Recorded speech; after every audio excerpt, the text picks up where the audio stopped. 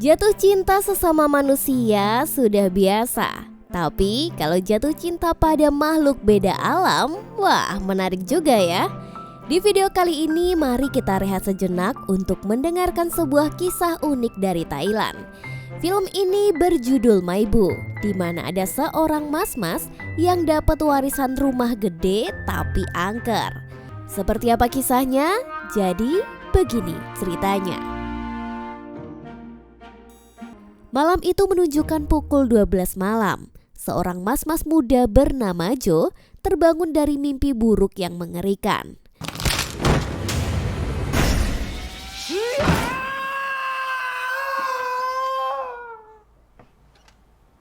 Jo kembali melanjutkan aktivitasnya dan bermain game horor yang mengerikan.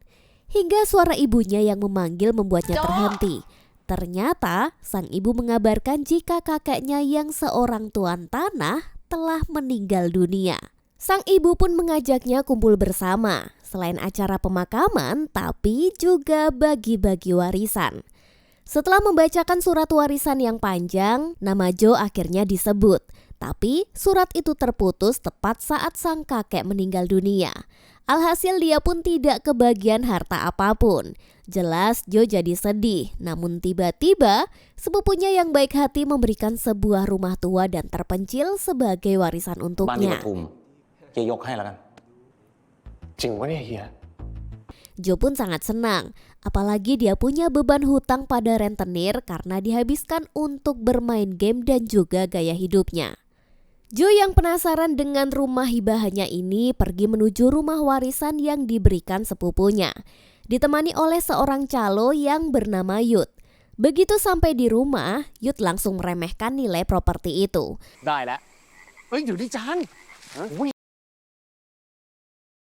Rumah itu sangat tua, kosong, dan tampak terbengkalai. Namun, Jo menemukan beberapa perabot lama yang dia kira mungkin masih ada harganya.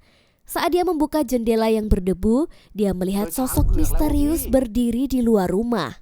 Ketika Jo menoleh, sosok itu tiba-tiba sudah menghilang.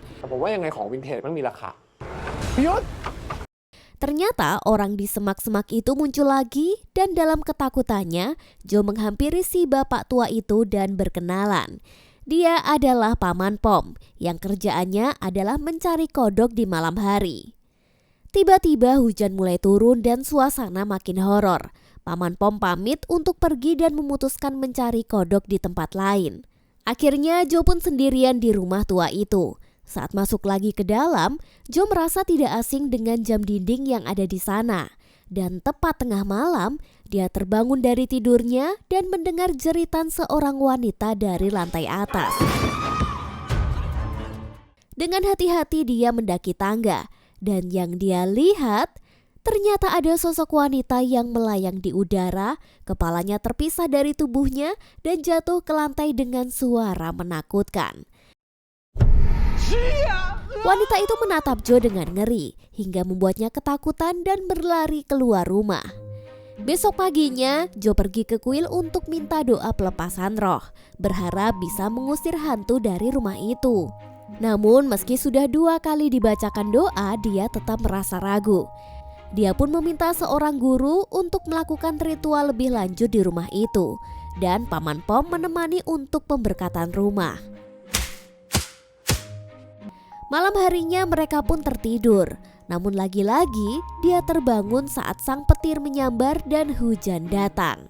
Di tengah malam yang sama, suara jeritan wanita itu kembali terdengar. Jo dengan patung Buddha di tangannya naik ke lantai atas. Tapi kali ini tidak ada yang aneh. Dia merasa patung itu sudah cukup kuat untuk mengusir roh jahat. Namun saat Jo berdoa di sana, kepala hantu wanita itu tiba-tiba muncul di lantai. Dan semakin banyak hantu yang berdiri di sekitarnya.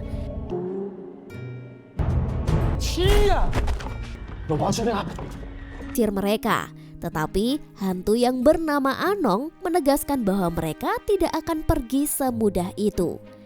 Paginya Jo yang ketakutan kembali ke Bangkok dan mulai mencari tahu lebih banyak tentang rumah itu.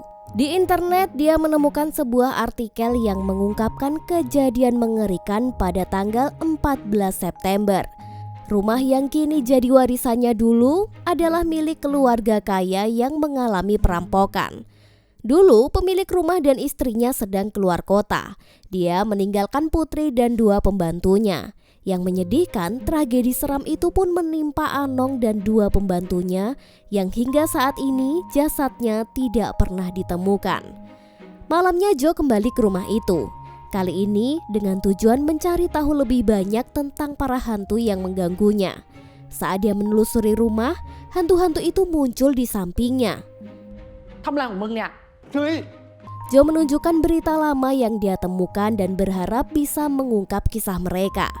Ternyata para hantu itu belum tahu bahwa mereka sudah meninggal.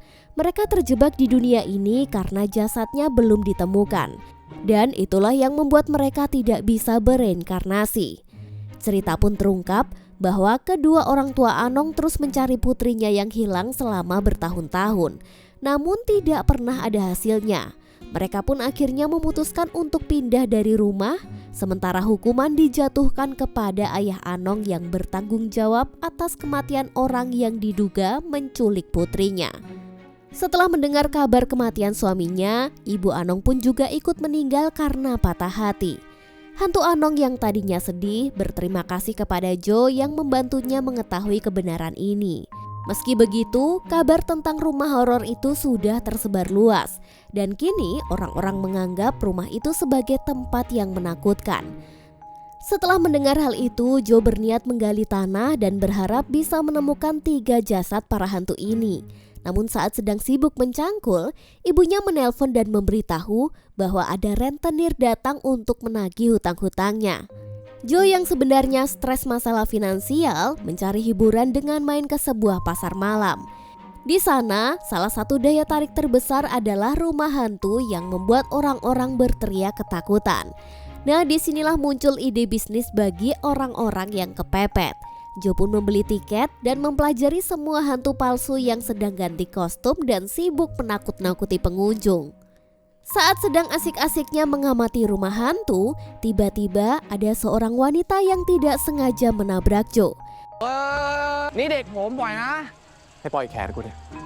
Gadis itu bernama Soda. Karena kontak fisik itu, seorang pria yang bernama Kong terlihat cemburu dan siap adu jotos dengannya. Kong ini adalah anak dari Paman Pom si tukang pemburu katak. Tapi sebelum keributan terjadi, Paman Pom muncul dan melerainya. Dia lalu mengajak Kong untuk nyari katak lagi. Di sini Soda yang kelihatan naksir dengan Jo menyelipkan nomor HP kepadanya. Namun masalah Jo belum berakhir. 3 rentenir datang untuk menagih hutang yang belum dia bayar. Dengan ide cemerlang, Jo meminjam 50.000 baht lagi dan berjanji akan melunasi hutangnya. Jo kemudian berpikir untuk menjadikan rumahnya sebagai sumber penghasilan dengan menjadikan 3 hantu itu sebagai divanya.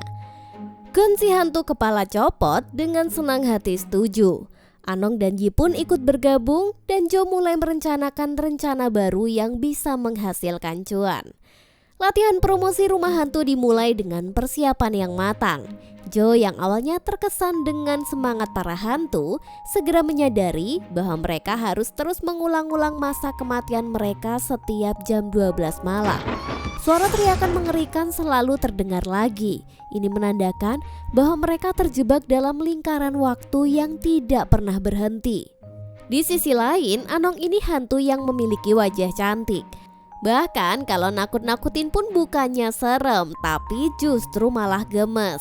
Setelah sesi latihan menakut-nakuti, Jo mulai mempromosikan rumah hantu yang memang serem beneran ini. Hari itu, Kong dan teman-temannya kembali datang. Awalnya Kong menolak ajakan Jo untuk nyobain rumah hantunya. Tapi Soda sangat tertarik dan akhirnya setuju untuk masuk. Begitu memasuki rumah, mereka disambut dengan foto Anong yang bergerak. Ini membuat salah satu teman mereka yang berbadan besar panik. Lanjut ke lantai 2, Yip menggantung dengan ususnya. Dan di luar jendela, kepala yang melayang nyangkut di pohon membuat semua orang teriak ketakutan. Alhasil para pengunjung pun kabur dari rumah itu.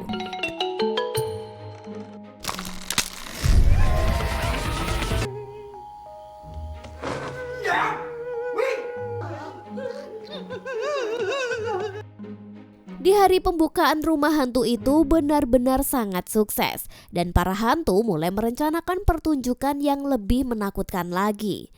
Suatu malam, Anong mulai penasaran dengan kehidupan Jo. Dia bertanya tentang apa yang biasa dikerjakan Jo setiap hari.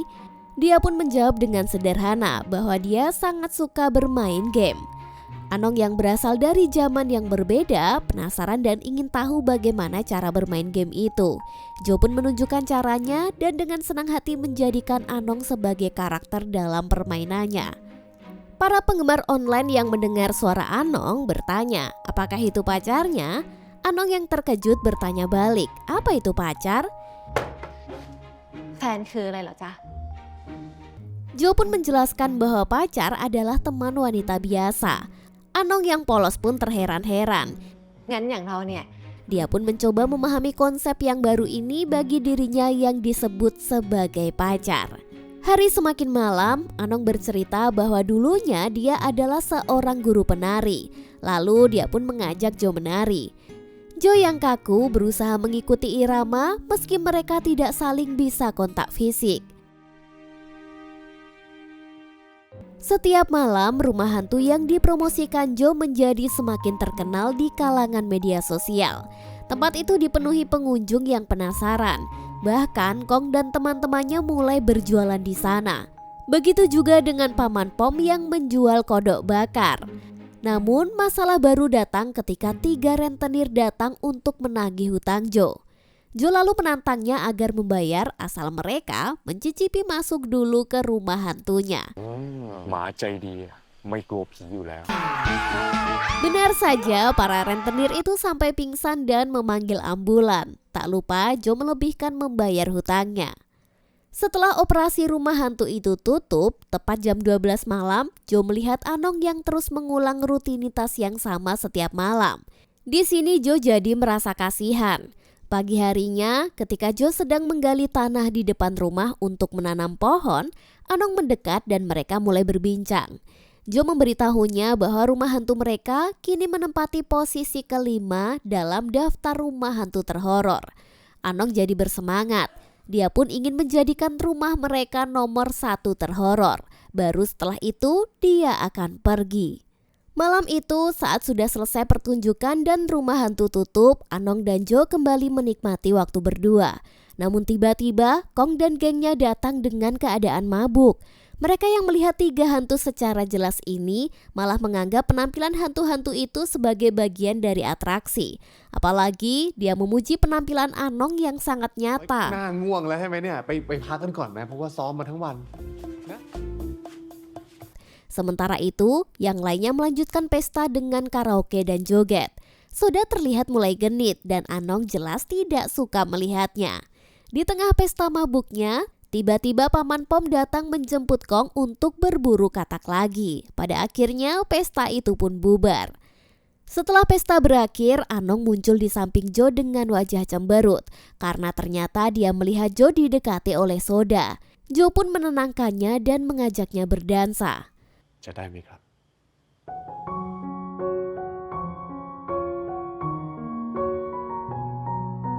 Keesokan harinya, Jo sibuk mempercantik rumah dan mengambil beberapa foto rumah hantu itu untuk kenang-kenangan. Foto-foto itu pun dia simpan di dalam akun media sosial. Sambil berfoto, Jo mengajak Anong untuk berpose bersama. Namun meski Anong ada di sana, kamera tidak dapat menangkapnya. Jo tetap menyimpan kenangan itu di hatinya meski tidak ada bukti fisiknya. Hari itu Jo mulai teringat sesuatu yang aneh. Dia bertanya pada sosial media apa yang akan terjadi jika seseorang jatuh cinta pada hantu. Beberapa komentar menyebutkan bahwa manusia dan hantu tidak bisa bersatu. Bahkan ada yang mengingatkan bahwa hantu bisa jahat dan berbahaya.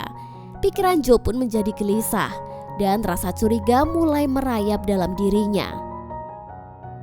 Malamnya Jo kembali ke rumah hantu, tetapi kali ini suasananya berbeda. Anong tiba-tiba muncul dan membuat Jo terkejut hingga terjatuh. Anong bingung karena biasanya Jo begitu santai jika dia diisengin. Lalu dia pun meminta maaf, Tetapi Jo yang sudah terpengaruh dengan tulisan-tulisan yang dibaca di internet terlihat ingin menjauh. Dia merasa gelisah, bertanya-tanya apakah yang dikatakan orang-orang itu benar. Jo yang sebal itu pun berjalan pergi. Namun tiba-tiba seorang pria masuk ke rumah itu dan Jo menghadangnya. Tanpa disadari, pria itu juga datang bersama temannya. Dan Jo dihantam di belakang kepalanya hingga dia pingsan. Namun beberapa detik setelahnya, Jo terbangun dengan perasaan yang aneh. Ternyata Jo dirasuki oleh hantu Anong yang marah. Dalam keadaan itu, Anong seperti mengulang kenangan tentang dirinya sebelum meninggal. Setelah kejadian itu, Anong keluar dari tubuh Jo yang dia rasuki dan dia pun menghilang lagi. Malam berikutnya Anong kembali muncul dan Jo mendapat telepon yang mengundangnya ke festival tahun baru. Tanpa ragu Jo mengajak Anong untuk ikut bersamanya. Tapi bagaimana caranya ya? Mereka kan beda alam. Nah pas banget malam itu Kong datang ke rumah Jo. Dan Jo dengan diam-diam menaburkan obat tidur ke minuman Kong.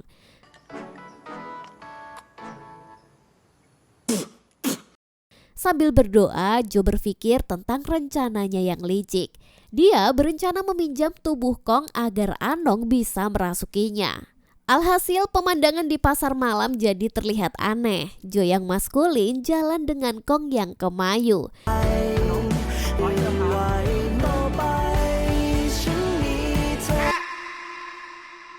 Padahal Kong ini dikenal sebagai preman di kampung itu.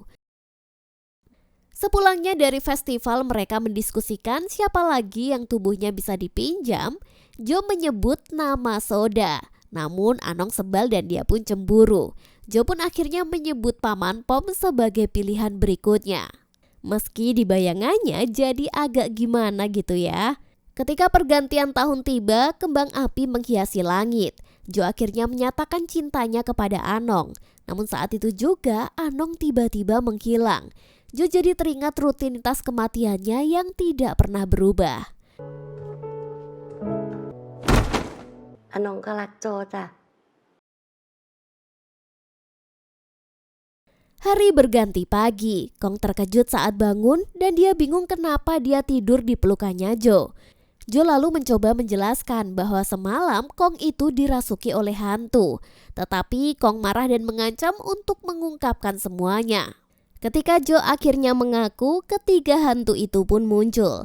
Dan Kong pun mulai percaya saat Anong bisa menembus tubuhnya. Kong yang kini tahu tentang hubungan Jo dan Anong mengajak Jo untuk berbicara empat mata. Dia dengan tegas menyarankan Jo untuk berpikir ulang tentang perasaannya kepada Anong. Manusia dan hantu itu tidak bisa bersama. Jika kamu mati, belum tentu kalian bisa bertemu lagi. Dan kalaupun bisa, mungkin saja kamu telah bereinkarnasi menjadi binatang. Di sini Kong mencoba membuka mata Jo tentang kenyataan pahit itu. Setelah percakapan ini, Jo kembali ke rumahnya dan menceritakan pada Anong tentang peringatan Kong ini. Rumah hantu masih beroperasi seperti biasa, dengan 3 hantu legendaris yang terus menghibur pengunjung. Namun berbeda dengan malam itu, Jo bertemu dengan mantan pacarnya yang bernama Mi yang juga datang bersama temannya. Anong yang melihat mereka langsung merasuki tubuh Paman Pom yang kebetulan sedang mabuk. Saat Jo memegang pinggang Mi untuk membantu agar dia tidak jatuh, Anong merasa cemburu. Padahal di situ bukan niat Jo untuk genit. Kehebohan terjadi, bahkan kodok bakaran Paman Pom pun ikut hangus terbakar karena Anong yang merasukinya sangatlah kesal. Hari menjelang malam, Mi mengajak temannya untuk pulang. Namun sebelum pergi, dia mengundang Jo untuk pergi bersamanya keesokan hari. Jo pun mengiyakan ajakan itu. Namun dalam batinnya, dia mulai merasa terjebak dalam situasi yang rumit. Jadi, Mi ternyata adalah seorang pelukis. Dia mengundang Jo untuk melihat pameran karyanya yang dipenuhi kenangan masa lalu mereka. Pameran itu sedikit banyak terinspirasi oleh hubungan mereka yang dulu. Jo merasa ada yang mengganjal. Namun dia tetap menghargai Mi dan datang untuk melihat karyanya.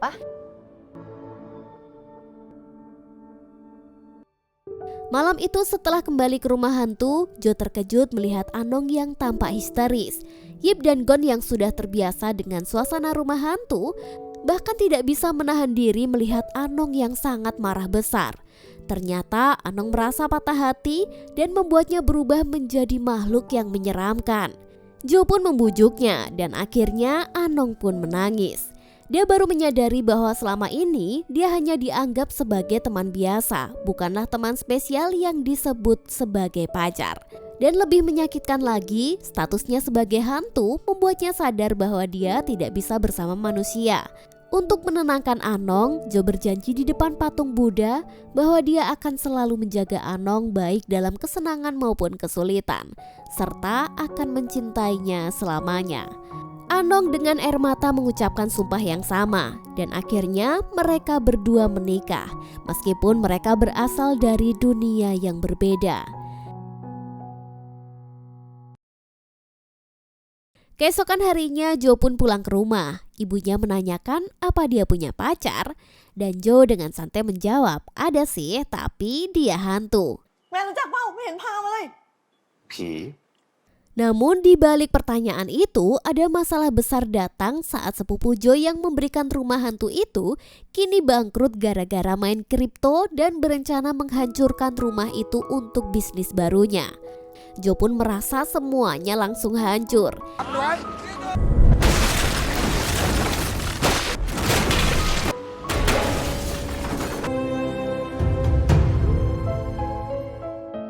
Dia memanggil ketiga hantu itu, namun tidak ada yang muncul. Hujan deras turun dan Jo terus mencari. Ketika dia menginjak sesuatu, dia terkejut menemukan tulang belulang hantu-hantu itu terkubur di bawah tanah. Dan ada satu tulang yang memakai gelang persis yang Anong pakai.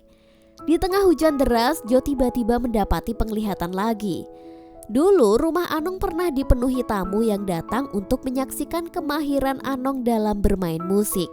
Namun tragedi terjadi pada malam hari tepat jam 12 malam. Ketika kedua orang tua Anong pergi, dua orang masuk ke dalam rumah dan terjadilah kekerasan. Pembantunya yang bernama Gon berusaha melindungi Anong, tapi akhirnya Yip dan Gon pun juga menjadi korban. Anong juga terbunuh dan ketiganya disembunyikan di dalam lantai rumah. Pelakunya ternyata adalah reinkarnasi jiwa Jo di kehidupan sebelumnya. Jadi, di masa lalu itu, Jo menggunakan mantra untuk menutupi mayat mereka dengan kain bertuliskan jimat. Dia pula lah yang menutup lantai itu dengan karpet demi menutupi jejak kejahatannya. Sejak itulah arwah ketiga hantu itu tidak bisa tenang. Selang beberapa saat mereka pun muncul kembali, mengingat segala perbuatannya di kehidupan masa lalu, dan dia pun langsung meminta maaf kepada Anong. Anong tidak marah, dia malah berterima kasih kepada Jo yang telah memberinya kesempatan untuk merasakan cinta. Setelah itu Anong pun menghilang ke nirwana. Dia meninggalkan pesan agar Jo menjaga dirinya dengan baik. Keesokan harinya, tulang mereka dikremasi dengan cara yang sangat baik dan didoakan oleh biksu. Kini Jo melanjutkan hidupnya. Bayangan tentang Anong selalu ada di hatinya dan bahkan menginspirasinya untuk membuat sebuah game horor tentang tiga hantu itu. Game ini bukan hanya untuk hiburan, tapi juga menjadi sarana Jo untuk mengenang Anong. Seiring waktu, aplikasi game yang Jo buat sukses besar dan menjadikannya kaya raya.